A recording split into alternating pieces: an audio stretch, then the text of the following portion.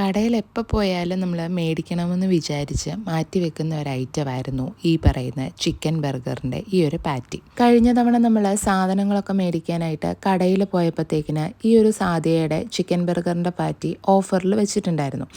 അപ്പോൾ ഞങ്ങൾ വിചാരിച്ചു എന്നാൽ ജസ്റ്റ് വാങ്ങിച്ചിട്ട് ട്രൈ ചെയ്ത് നോക്കാമെന്ന്. അതല്ലേലും നമ്മൾ മലയാളികളെന്ന് പറയുന്നത് ഓഫറിന് കിട്ടുമ്പോഴല്ലേ സാധനങ്ങളൊക്കെ മേടിക്കാറുള്ളൂ. ശരിക്കും പറഞ്ഞാൽ നമ്മളൊരു 2-3 ആഴ്ചയായി ഇത് മേടിച്ച് ഫ്രിഡ്ജിൽ വെച്ചിട്ട്.